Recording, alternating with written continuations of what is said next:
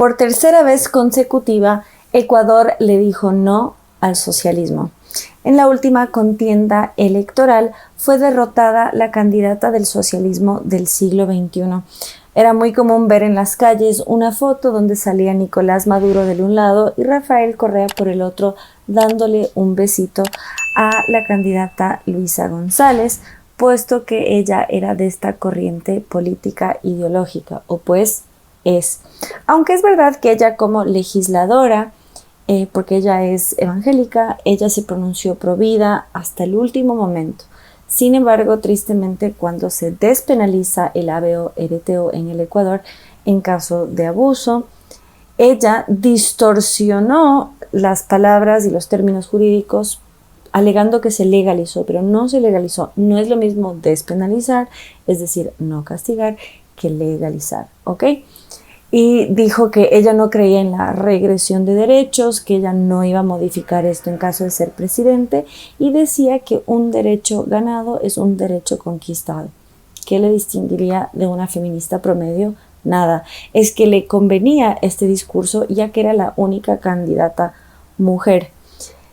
Y lamento informar, me da una vergüenza incalculable, pero esto es algo que no se eligió democráticamente, a pesar de llamarse el Código de la Democracia. En el Ecuador, la última modificación al Código de la Democracia determinó que el binomio presidencial debe sí o sí ser hombre-mujer. Es decir, si se candidatiza un varón, su vicepresidente debe ser mujer, y viceversa. Si se candidatiza una mujer, sí o sí su vicepresidente debe ser varón. Y como ustedes bien saben, lo correcto es decir presidente y no presidenta. Esto es un término ideológico. Por cierto, van a encontrar en el diccionario que presidenta es un término que se usa desde el siglo XVI. Es decir, desde la época virreinal. Como es mi canal, me tomo la libertad de tomar ahorita. Y esto es importante, ¿por qué? Porque en el siglo XVI no había democracia moderna, ni siquiera había Estado-nación. Todavía éramos parte del Imperio Español.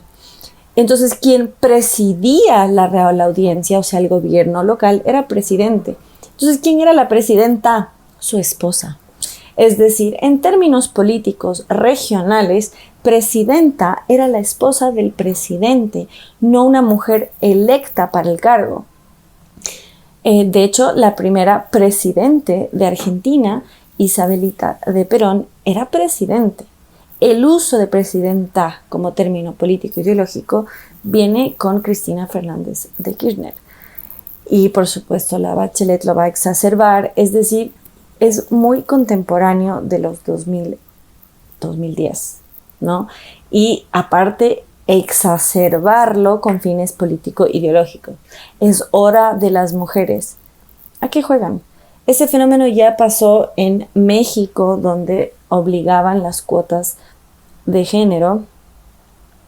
Entonces lo que hacían era que un hombre se candidatizaba a través de su esposa e incluso a través de su amante.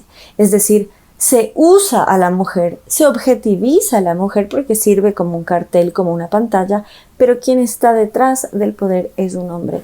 Y en el caso del Ecuador tenemos un prófugo de la justicia que fue presidente de la nación, Rafael Correa, que está en Bélgica, país de su esposa, madre de sus hijos.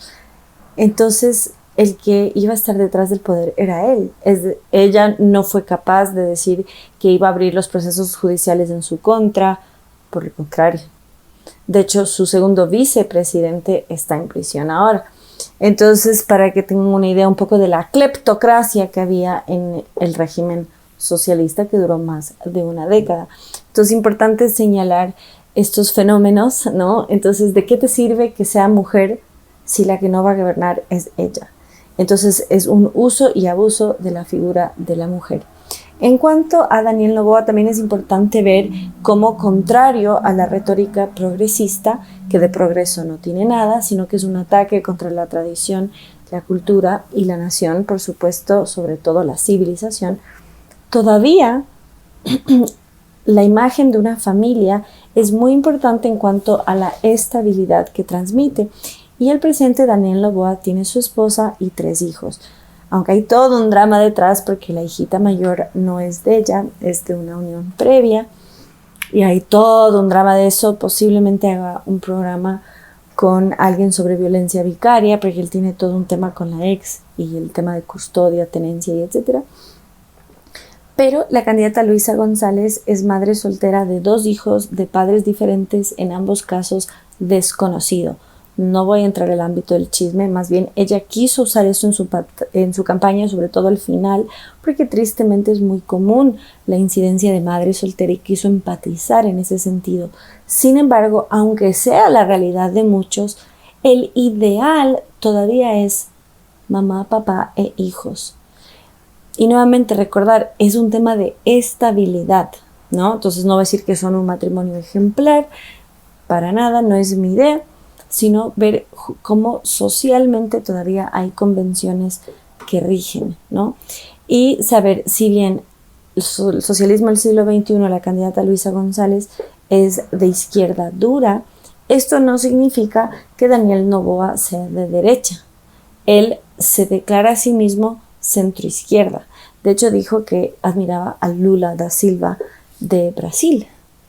Sin embargo, la cercanía reciente con Trump, que le invitó a su inauguración, que lo invitó a los Estados Unidos en plena campaña como un espaldarazo, entre paréntesis, Daniel Noboa nace en los Estados Unidos y tiene un inglés impecable, lo cual le ha servido como burla hacia Rafael Correa, porque él habla muy mal inglés, because he's nice, because he's something incredible, que los ecuatorianos que ven podrán reírse porque saben a qué me refiero. Tanto es así que le ofrecieron una beca al exmandatario para que mejore su inglés. Entonces, él culturalmente tiene más afinidad, pero también al oponerse al socialismo del siglo XXI, entonces esto le pone hacia la derecha, aunque él políticamente, ideológicamente y económicamente no lo mostró en su año y medio en el gobierno. Sería otro programa entero de por qué solo estuvo en el poder un año y medio, pero bueno, en el Ecuador hay una herramienta que es la muerte cruzada, está en la Constitución y permite que un presidente pueda anticipar elecciones tanto legislativas como presidenciales. Entonces, como el expresidente Guillermo Lasso tenía un juicio político inminente, declara la muerte cruzada, lo cual acorta su mandato a solo 2 años y medio de los 4 que deberían ser. Entonces hubo elecciones anticipadas, él no se lanza, sí se lanza Daniel Noboa, que era legislador, como se dice en Ecuador, asambleísta, que por cierto, hay que ver que eso es parte de un proceso ideológico, político, histórico, porque Ecuador tuvo Congreso y se quemó por accidente. Y durante el socialismo del siglo XXI se escribe una nueva constitución y para escribir esa nueva constitución hay una asamblea constituyente. Entonces ver también la simbología de la palabra asamblea. Soviet, como la Unión Soviética, significa asamblea en ruso. Durante la Revolución Francesa se llama asamblea el cuerpo legislativo. Y podrán ver que los países que han atravesado un proceso socialista como Bolivia, Venezuela y Cuba no tienen congreso, tienen asamblea. Pero bueno, también Panamá, que no ha tenido un proceso socialista, tiene ese término. Entonces no aplica en todos los casos, pero ciertamente sí en el de Ecuador, que sí tuvo congreso. Yo, por una cuestión de afinidad, me molesta usarlo, porque además no es universal. No es algo que entiende todo el mundo porque no aplica en todos sus países el término asambleísta. Entonces yo tiendo a decir legislador porque es más universal y omite ese periodo oscuro en nuestro país. Así que, bueno, para quien no sepa, soy de Ecuador. Aquí estoy con la camiseta de la selección. Salí anoche a ser partícipe de los festejos. Fue muy alegre, fue muy bonito. Pero sepan que los socialistas no aceptan la derrota. Por el momento le supera ya con más de 11 puntos a la candidata socialista. Pero lo que se vio en las calles fue alegría, paz, tranquilidad en medio de la celebración. Pese a ver que en la primera vuelta electoral, porque este fue el balotaje, la segunda vuelta, el margen fue muy corto, muy chiquito, lo cual llamó la atención de los socialistas. Entonces hay que ver. Daniel Noboa no tuvo una presidencia impecable en ese año y medio, al contrario, tuvo también muchas desavenencias. Por un lado, el Ecuador, como tristemente tiene una constitución socialista, no permite que el sector privado provea energía. Entonces tuvimos más de 100 días de sequía, entonces no teníamos agua para las represas hidroeléctricas y por ende no había electricidad en Ecuador y nos racionaron hasta 14 horas por día. La nación vecina Colombia pudo habernos auxiliado y no lo hizo sino hasta el casi diciembre, o sea, hacia el final del año, después de meses de oscuridad. Y permítanme atreverme a hacer conjeturas que esto beneficiaría ideológicamente al aliado de Gustavo Petro, que es del socialismo del siglo XXI, en este caso Luisa González. Finalmente, después de meses, sí ayudó. Y ahora, Dios gracias, empezó a llover de nuevo y ojalá algún día podamos pasar por encima de esas restricciones absurdas.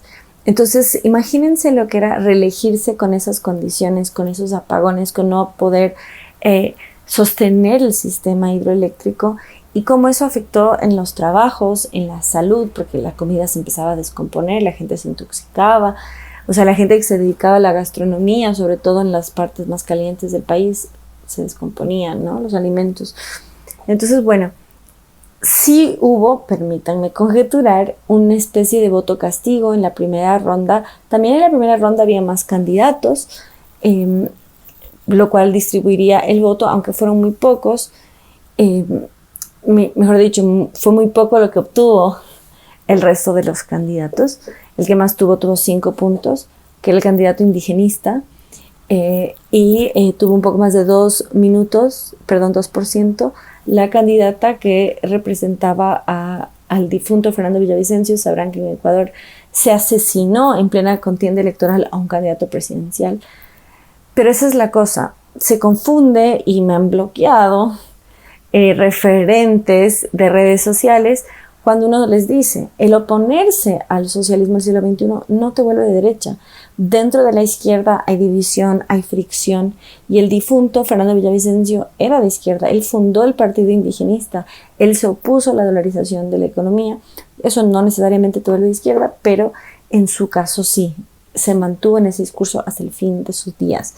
Entonces es muy importante ver eso, o sea, por oponerte a la extrema izquierda autoritaria, no necesariamente eres de derecha, y aplica en el caso del presidente Daniel Noboa. Un dato interesante es que vísperas de las elecciones, ambos candidatos, Luisa y Daniel, firmaron un acuerdo en el que decían que iban a defender la vida desde la concepción hasta la muerte natural, es decir, no avanzar con leyes pro ABO-RTO ni pro eutanasia, y lo hicieron en medio de líderes religiosos, pero ahí se dio un tiro en el pie el socialismo del siglo XXI, porque apenas una semana antes de las elecciones, una legisladora, Esther Cuesta, si no me equivoco, presentó un proyecto de ley para que las instituciones religiosas tengan una multa si es que una de sus autoridades o uno de sus miembros refuta la ideología de género. $14,100 de multa. Si en tu iglesia dicen Dios los hizo hombre y mujer, algo que está en el Génesis. Entonces, esto hizo que la conferencia episcopal se pronuncie muy fuerte y muy de inmediato, y hubo hasta sacerdotes que abiertamente dijeron no votar por el socialismo porque no respeta la libertad religiosa. Entonces, esto fue un triunfo de la libertad, porque bajo el socialismo cerraron medios de televisión, enjuiciaron a periodistas que se atrevían a cuestionar al régimen. Entonces hubo un ambiente de mucha alegría y algarabía, puesto que la ciudadanía no quiere más de eso, ¿no? Entonces también es importante saber que hay que fiscalizar. Tenemos un presidente muy joven, el más joven de la región, tiene 36 años, la primera dama 25, y entonces las redes sociales son muy importantes. Entonces, quizás a través de las propias redes sociales instar a que mejoren muchas actitudes para también premiar el esfuerzo de los ciudadanos que votaron por el presidente. Y algo muy lindo que pasó fue que en el Ecuador el voto es obligatorio, de los 18 a los 65. Entonces, en primera vuelta electoral no hubo muchos votantes de la tercera edad. En cambio, en segunda vuelta electoral arrasaron. Llegaron en multitudes, en silla de ruedas, gente de 90, 100, 102 años. y decían que lo hacían por sus nietos, sus bisnietos, sus hijos. Entonces ese voto desde el amor, desde la convicción, y ellos saben lo que es estar en un régimen socialista, la persecución, pero también la escasez, ¿no?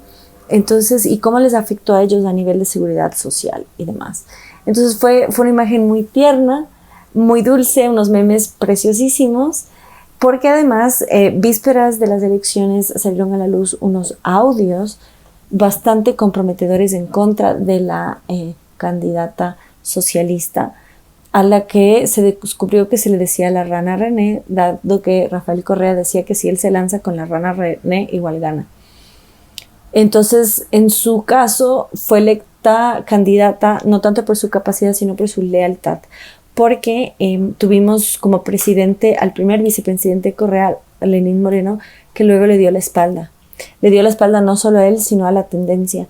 Eliminó, o mejor dicho, retiró una estatua de Kirchner, del expresidente de Argentina, de Néstor, en un edificio que costó más de 44 millones de dólares, UNASUR. Ecuador dejó de ser sede de UNASUR, removió a este hombre, dijo Lenín Moreno, porque no iba de acuerdo a nuestros valores.